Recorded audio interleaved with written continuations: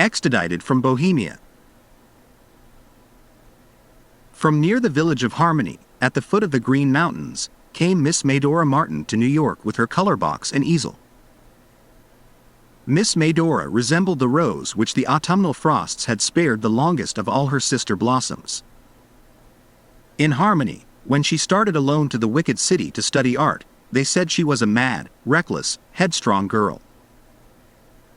In New York, when she first took her seat at a West Side boarding house table, the boarders asked, "Who is the nice-looking old maid?" Medora took heart, a cheap hall bedroom and 2 art lessons a week from Professor Angelini, a retired barber who had studied his profession in a Harlem dancing academy. There was no one to set her right, for here in the big city they do it unto all of us. How many of us are badly shaved daily and taught the two-step imperfectly by ex-pupils of Bastien Lepage and Garum? The most pathetic sight in New York, except the manners of the rush-hour crowds, is the dreary march of the hopeless army of mediocrity. Here art is no benignant goddess, but a Circe who turns her wooers into mewing Toms and Tabbies who linger about the doorsteps of her abode, unmindful of the flying brickbats and bootjacks of the critics. Some of us creep back to our native villages to the skim milk of "I told you so." But most of us prefer to remain in the cold courtyard of our mistress's temple, snatching the scraps that fall from her divine table d'hote.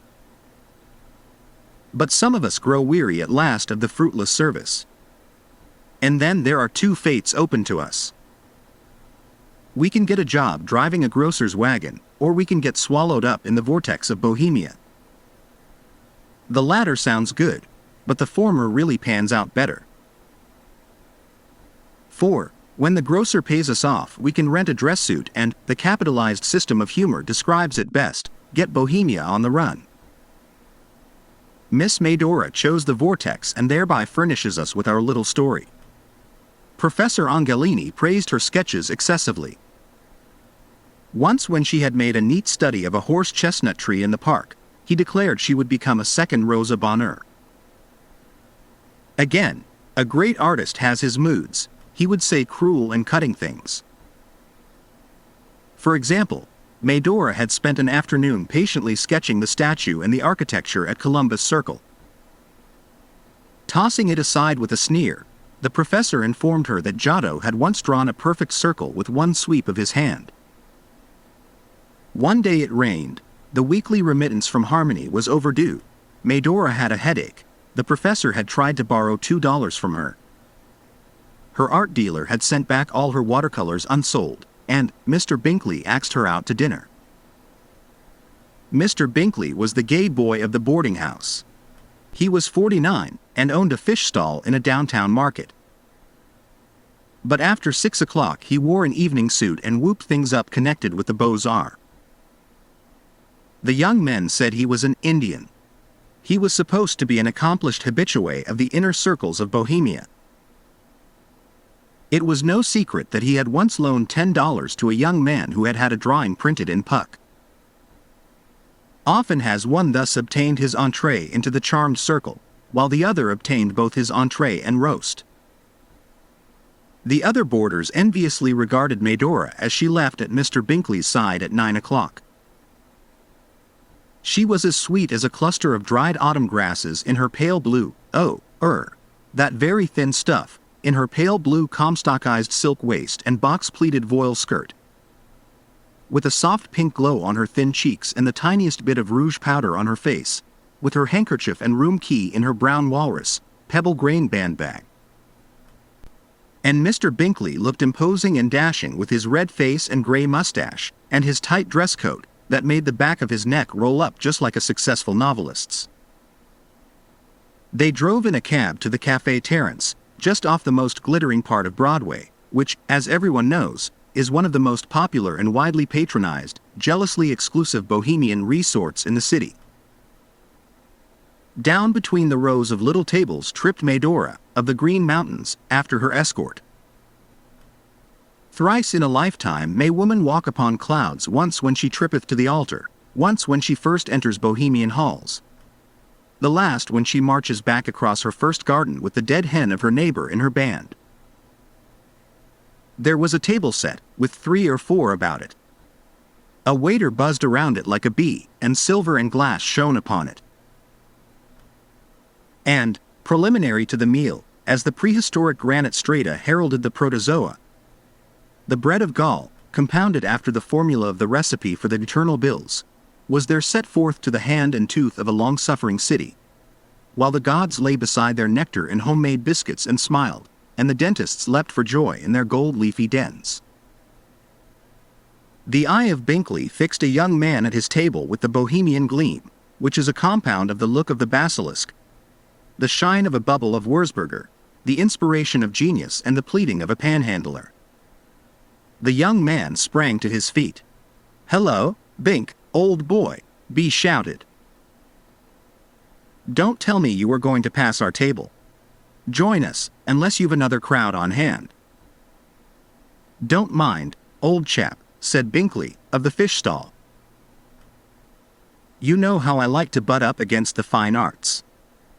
Mr. Van Dyke, Mr. Matter, Miss Martin, one of the elect also in art, The introduction went around. There were also Miss Elise and Miss Toinette. Perhaps they were models, for they chattered of the St. Regis decorations and Henry James, and they did it not badly. Medora sat in transport. Music, wild, intoxicating music made by troubadours direct from a rear basement room in Elysium, set her thoughts to dancing. Here was a world never before penetrated by her warmest imagination or any of the lines controlled by Harriman. With the Green Mountains' external calm upon her she sat, her soul flaming in her with the fire of Andalusia. The tables were filled with Bohemia. The room was full of the fragrance of flowers, both mill and collie. Questions and corks popped, laughter and silver rang, champagne flashed in the pail, wit flashed in the pan. Van Dyke ruffled his long, black locks, disarranged his careless tie and leaned over to Matter. "Say, Matty," he whispered, feelingly, "sometimes I'm tempted to pay this Philistine his $10 and get rid of him." Matter ruffled his long, sandy locks and disarranged his careless tie. "Don't think of it, Vandy," he replied. "We are short, and art is long." Medora ate strange viands and drank elderberry wine that they poured in her glass. It was just the color of that in the Vermont home. The waiter poured something in another glass that seemed to be boiling, but when she tasted it was not hot. She had never felt so light-hearted before. She thought lovingly of the Green Mountain Farm and its fauna. She leaned, smiling, to Miss Elise.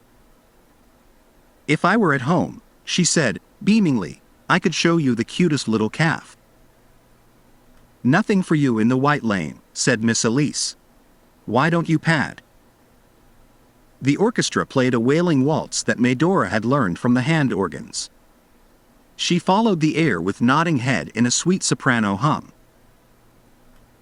Matter looked across the table at her, and wondered in what strange waters Binkley had caught her in his seine. She smiled at him, and they raised glasses and drank of the wine that boiled when it was cold. Binkley had abandoned art and was prating of the unusual spring catch of shad. Miss Elise arranged the palette and maul stick tie pin of Mr. Van Dyke. A Philistine at some distant table was maundering volubly either about Jerome or Garum. A famous actress was discoursing excitably about monogrammed hosiery. A hose clerk from a department store was loudly proclaiming his opinions of the drama. A writer was abusing Dickens. A magazine editor and a photographer were drinking a dry brand at a reserved table. A 362542 young lady was saying to an eminent sculptor, "Fudge for your Prax Italies. Bring one of your Venus Anno Dominis down to Cohen's and see Beau quick, she'd be turned down for a cloak model. Back to the quarries with your Greeks and Dagos." Thus went Bohemia. At 11 Mr. Binkley took Medora to the boarding house and left her, with a society beau, at the foot of the hall stairs. She went up to her room and lit the gas. And then, as suddenly as the dreadful genie arose in vapor from the copper vase of the fisherman, arose in that room the formidable shape of the New England conscience.